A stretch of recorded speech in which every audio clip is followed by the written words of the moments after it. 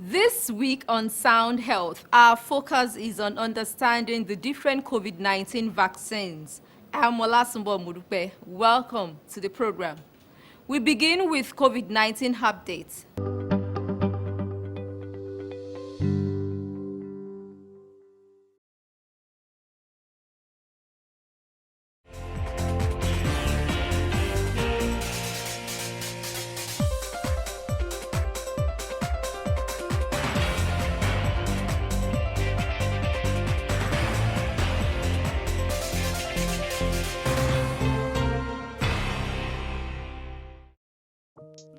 The World Health Organization has listed the Comirnaty COVID-19 mRNA vaccine for emergency use, making the Pfizer-BioNTech vaccine the first to receive emergency validation from WHO since the outbreak began over a year ago. The WHO's emergency use listing opens the doors for countries to expedite their own regulatory approval processes to import and administer the vaccine. It also enables UNICEF and the Pan-American Health Organization to procure the vaccine for distribution of countries in need. Regulatory experts convened by WHO from around the world and its own teams reviewed the data on the safety, efficacy and quality of Pfizer-BioNTech vaccine as part of risk versus benefit analysis. The review found out that the vaccine met the must-have criteria for safety and efficacy set out by WHO, and that the benefit of using the vaccine to address COVID-19 offset potential risk. The Comirnaty vaccine requires storage using an ultra-cold chain. It needs to be stored at 60 degrees Celsius to 90 degrees Celsius. This requirement makes the vaccine more challenging to deploy in settings where ultra-cold chain equipment may not be available or reliably accessible. For that reason, WHO is working to support countries in accessing their delivery plans and preparing for use where possible. Here in Nigeria, the Presidential Task Force on COVID-19 has placed travel restrictions on the first 100 passengers for non-compliance to the mandatory day 7 post-arrival COVID-19 test. To avoid further restrictions, all passengers traveling into Nigeria must be tested for COVID-19 by registering, booking and paying for COVID-19 PCR test 7 days after arrival via Nigerian International Travel Portal. A confirmation email will be sent to all intending passengers for their scheduled test at the approved test centers once payment is confirmed. The test must be done within 72 to 96 hours before boarding or arriving in Nigeria. The Lagos State government has announced that all public and private schools below the tertiary level in Lagos State should resume for the second term 2020-2021 academic session from Monday, 18th of January 2021. The Commissioner for Education, Mrs. Folashade Adefisayo, stated that the directive is in line with the federal government's position to curtail the spread of the second wave of COVID-19 pandemic in the state. The Commissioner advised all schools to have flexible plans where students and teachers who feel sick can teach or learn from home via available online platforms, adding that schools should also strive to prevent any COVID-19 infection among all students and staff. Adefisayo enjoined teachers, students and visitors to wear face masks at all times, observe physical distancing, embrace regular hand washing with soap under running water, and maintain a high standard of personal hygiene within the school premises. Also, all state public servants on grade level 14 and below are expected to stay at home till Monday, 18th January 2021. In Nigeria, there are over 91,000 confirmed cases and more than 1,300 deaths were recorded in 36 states. Globally, there have been over 84 million confirmed cases of COVID-19, including above 1.8 million deaths reported by WHO.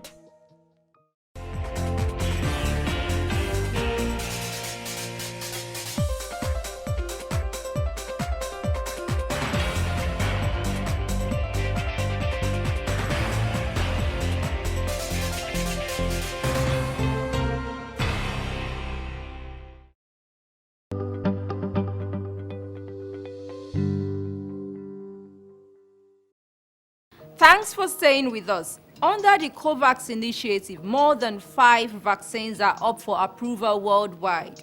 Today, Dr. Chidumga Ohazurike, a consultant public health physician, will help understand the differences and how to achieve even distribution.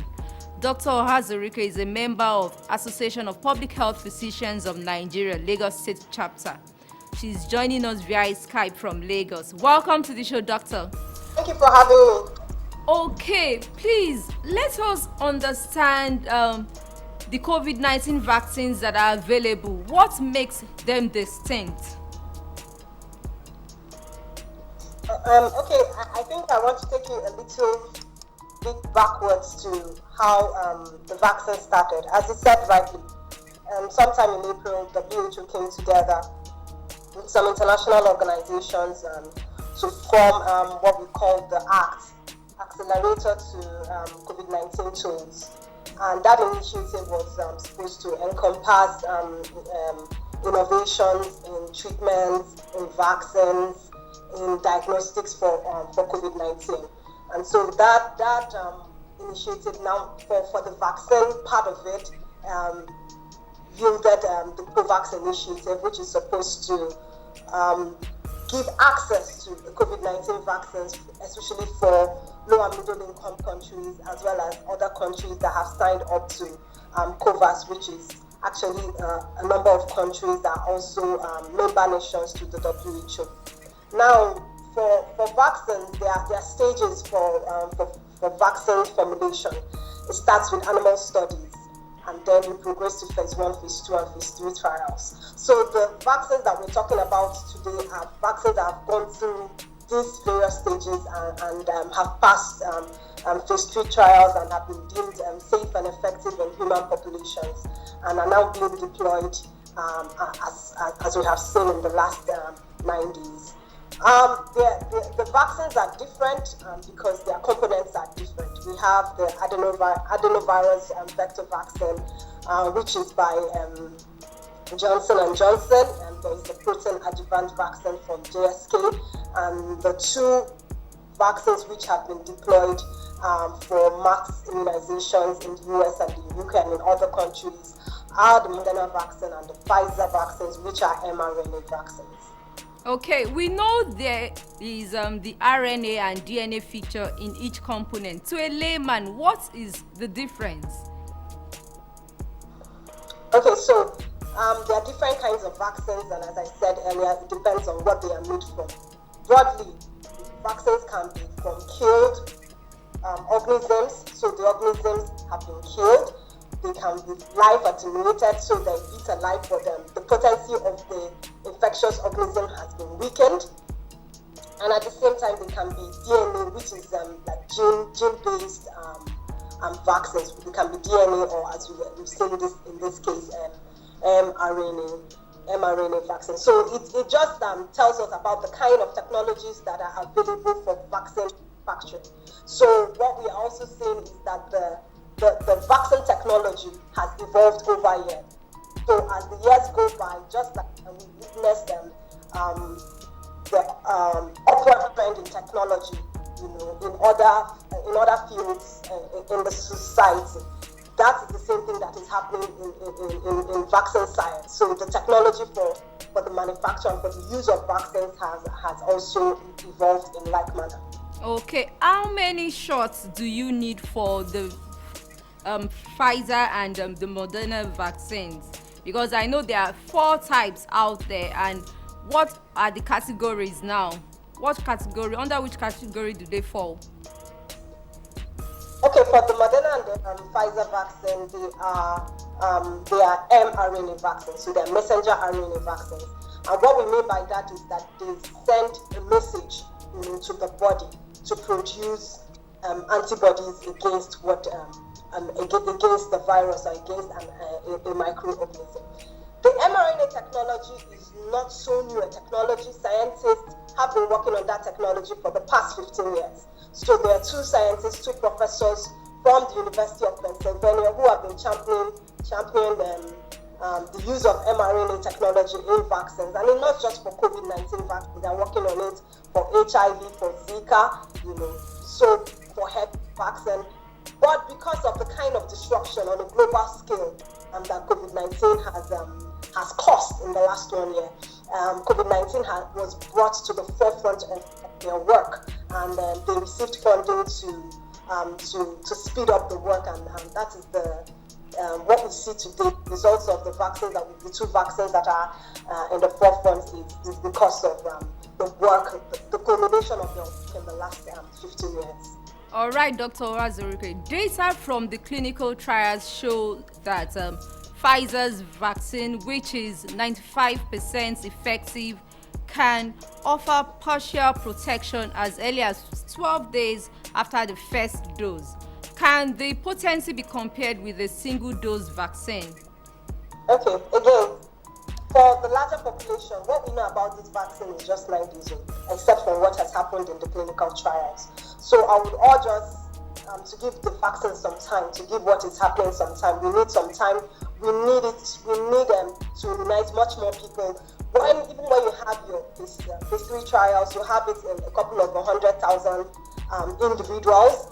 But when you deploy vaccines, you deploy it in millions and billions, which is what is going to happen, in this instance. And so the monitoring is going on, and we're going to see how that works. For the number of days apart, both the Moderna and the Pfizer vaccines are 2 shots, 21 days and 28 days apart, respectively. So what it means is that a single dose is not the formulation for this particular vaccines, and then they'll require booster doses some days apart. So what's important is that when people get the first dose, they would have to come back for the second dose, because you cannot say that someone is fully vaccinated except that person has received two doses of any of these vaccines. Can these vaccines prevent infection or reinfection? Okay, from data that has emerged through the clinical trials, what is known at this point is that the vaccine prevents severe disease. Whether it will prevent people from getting infected, or it's not known at this time. So it is the deployment on a mass scale that will help us study these vaccines much more. What about people who have gotten sick with COVID-19? Can they still benefit from the vaccination? Can they get vaccinated?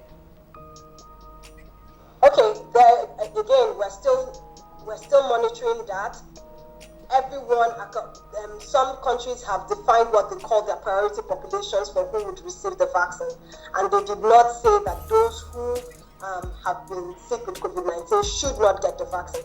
However, there are emerging conversations in some quarters of some scientists saying that because we do not have enough doses to go around, maybe we should prioritize the vaccine to give to those who haven't had any contact with the disease. But again, that is just on the basis of rationing the vaccine, and not based on any pharmaceutical or pharmacological properties. Okay, let's look at some myths and misconceptions about the vaccines. Will receiving this vaccine alter one's DNA? Okay, thank you very much for bringing that question up. That is not how the vaccines act. Vaccines have been with us for a very long time, and we've won the war for so many diseases using vaccines. Again, for Nigeria, lately in August, Nigeria became certified free of wild polio virus, and that was achieved using a vaccine. So vaccines do not alter the DNA of anyone. They do not cause infertility. That is not the property of a vaccine. Vaccines are what they are. Weakened amounts of a particular microorganism is put into the body, and the body recognizes it and mounts its own response against that microorganism, and that way it becomes fortified against that kind of infection. That is the basic science of vaccines, and that hasn't changed even for COVID-19. But I would also have to clarify that point. There is no part of the vaccine that has a DNA in it. What it has is what we call the ingredient, the active ingredients, and the residual part of it. So when you manufacture any kind of vaccine, you have the active ingredients in it, then you have your residuals, and you have your preservatives in it, and that is not different for the COVID-19 vaccine. It does not have any DNA whatsoever in it. We know some countries have applied for emergency use authorization for the vaccines. Are they safe for use now? Okay, so when we talk about emergency use authorization, we're saying that there is a crisis and we're deploying this particular treatment or invention because of this kind of crisis. And for the countries where that has gone on, you can see that there is a crisis. There is a COVID-19 crisis in the US, there is COVID-19 vaccines in the UK. And the thinking now is that this is one tool that can help us to halt transmission, because the health workers are overworked, the beds are no longer there. So what more do you need, to halt this break in transmission, and for the health system to be able to cope, other than something that will reduce the spread of infection, and that is why a vaccine is important. And why these vaccines have been used for under emergency use authorization is that the full licensing of vaccines takes a long number of years. If we wait for this to continue for another 4 years, we do not know how the world would look like. And that is the reason why it's being used under emergency use authorization. No doubt the vaccine is new and is still undergoing research. Are there possible side effects, and how can they be managed? Okay, every drug has a side effect, but there is a difference between a side effect and an adverse reaction. So when vaccine manufacturer or any drug manufacturer manufactures a drug, they have studied the profile and the characteristics of that drug, of that vaccine, and they say within the knowledge available to us at this time, this is what can happen when you take this drug or this vaccine. But an adverse reaction is something as well that is unintended, but is not in line with the pharmacological properties of that drug. In this case, we know the side effects of COVID-19. The vaccine manufacturer of the COVID-19 vaccine, the vaccine manufacturers have clearly stated what those side effects are, But at the same time, what we're now looking for and closely monitoring is what we call adverse events. Will there be adverse events related to the administration of the COVID-19 vaccine? Is what the world is watching out to see. And it is a rigorous process. It's not something to be taken lightly, because it's not just about COVID-19 vaccine. There's so many other vaccines that are important tools for the fight against diseases and public health. Public health professionals are aware that if we get this wrong, it's going to affect acceptance for other vaccines for other diseases. So we are really, really watching this to make sure that we don't just lose our gains, not just for COVID-19 vaccine, but other vaccine-preventable diseases. Okay, let's look at storage and distribution now. Considering the requirement for storage, how do we ensure the safety and efficiency of these vaccines, especially in Nigeria? Okay. The COVAX, what the COVAX did was to invest in the portfolio of. Now, which of the vaccines will be available for low and middle income countries, whether it be Moderna, whether it be Pfizer, we would work out the logistics and the distribution of that. For the Pfizer vaccine, it requires ultra cold chain technology of -80 degrees centigrade. The Moderna does not require such extreme temperatures. It requires minus 20 degrees centigrade, and it can even stay in the regular refrigerator when it comes to the level of the healthcare facilities. And so if we're going to lean towards getting the Moderna vaccine or any vaccine that has those kind of properties, what it means is that the current cold chain requirements that we have for all the other vaccines that are currently used in our immunization program will suffice. But if we're looking towards getting the Pfizer vaccines, what it means is that we have to invest in the technology that would help us preserve these vaccines, because there's what you call the last mile distribution of vaccines, and what it means is between when the vaccine leaves the cold chain to when it gets to the recipients of the vaccine, we want to maintain that cold chain. So if we look at the investment that is necessary for that to happen, and we cannot afford that investment, we'll go for a vaccine that is most likely suited for our present cold chain requirements. Okay, so how do we ensure even distribution of these vaccines after the approval? Okay, on the global scale, WHO has been leading the efforts to say that the COVID-19 vaccine is a public good. And what it means is that what it means by saying it's a public good is that equity is required, so you give it to those who need it. And so that is the message for WHO at the global scale. Now, the same thing has to happen in countries. Countries have to decide who their priority populations are. Because of the limited dose of the vaccines, you cannot, you may not be able to vaccinate everybody, within a short period. So countries have to work out who their priority populations are, where they are, and how best to reach them. So that is an in-country decision to make. At the global scale, the initiative like the COVAX vaccine was put in place so that low and middle income countries do not lose out of the vaccine conversation. We'll continue to push the narrative for equity in vaccine distribution, especially in country here in Nigeria. It is important that those at risk, those who are highly vulnerable, will be those who receive the vaccine with the limited doses that we receive first. Okay, as an expert in the field now, who should get the vaccine first? Many have proposed or believe healthcare givers should be considered. Okay, so WHO has defined criteria on who they think the priority populations should be, and countries should take their guidance from that. We say healthcare workers should be the first to receive vaccines because they are the ones who are at most to come in contact with people who may be infected. And again, they are the soldiers in front of this battle. You do not want to lose your soldiers. You want to kit your soldiers with the armor that they need for them to continue to go in front of the battle and fight this battle every day. And that is why it makes public health sense for healthcare workers to be vaccinated first. After healthcare workers, then the highly vulnerable people. So who are those who are likely to come up with severe disease or even die from this disease? Mortality data that has been seen over the months in Nigeria show that those who are greater than 50 have been leading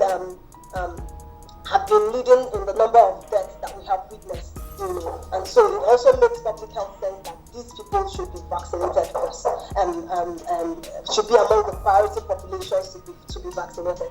But we as a country would need to make those decisions by ourselves and decide how we want it to be. But knowing Nigeria really tilts towards WHO guidance. I would bet to say that we will follow the WHO guidance when it comes to vaccine distribution and who will be vaccinated. Okay, Dr. Ohazurike, what should be expected at vaccination appointments now? Like in other climes, we've seen publicity of immunization or vaccination, so to speak. What should be expected? For now, again, Nigeria has to work out the strategies of how it will give the COVID-19 vaccine. But remember that we do not know how long the immunity for COVID-19 vaccine lasts. We do not know how often we need the booster doses. After the second booster dose, do we need many more booster doses going down the line? So there are things that only time can afford us to to see as the vaccine rollout continues. We do not know whether a COVID-19 vaccine will become a regular vaccine appointment at this time, but time will avail us of that knowledge. The United Nations and World Health Organization have warned against comparing national approaches in a competitive fashion while calling for patience, tolerance, and solidarity. How can we avoid nationalistic foot race? I think if we look at it and following the head of Gavi, there was a statement he made sometime earlier in the year when he said when it comes to COVID-19 vaccine, no one is safe until everyone is safe. And so what it means that if there is COVID-19 anywhere in the world and there is someone who is unprotected, everyone is still at risk. The whole world is still. And so if the world leaders, if the national leaders take this into perspective, we will find out that because the way globalization has gone, that really no one is safe or everyone is safe. And instead of having a nationalistic approach to the COVID-19 vaccine, it should actually be equity. Equity should drive the process instead of nationalism. Okay, before I let you go, Dr. Ohazurike, how true is the fact that a COVID-19 variant was found or has been found in Nigeria? How prepared should we be? Okay, yes, there are reports now of a new variant of COVID-19 being found in Nigeria. But at the same time, this virus has been mutating. So there's genomic surveillance, going on since we had since the scientific world came to know COVID-19. But there's been what we call genomic surveillance. So genomic surveillance is going on. They're trying to see how fast the virus mutates. Now we have a variant that has been found in the UK, in South Africa, and now in Nigeria.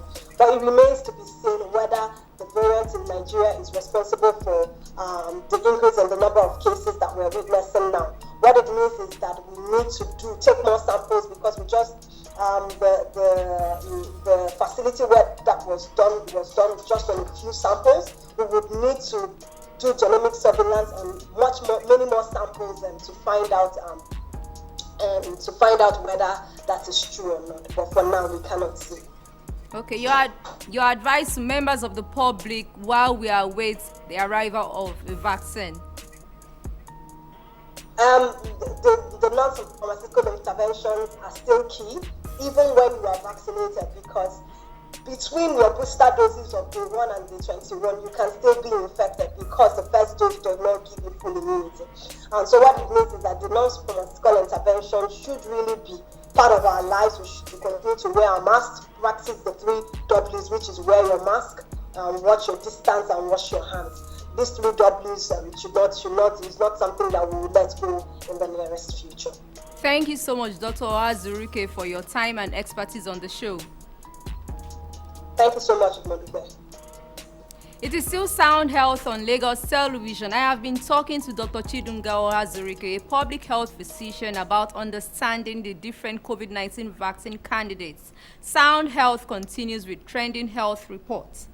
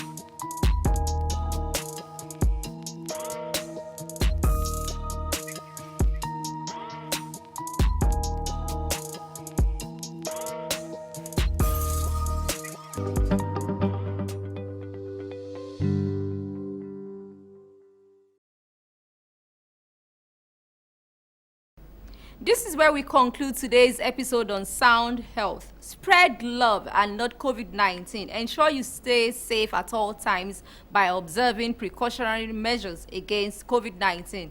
Wash or sanitize your hands, wear a mask, and embrace physical distancing. For comments and inquiries, please send SMS to 08035826603 or follow us on social media at LTV Social #SoundHealth. A sound health is a sound mind. Make healthy living your choice.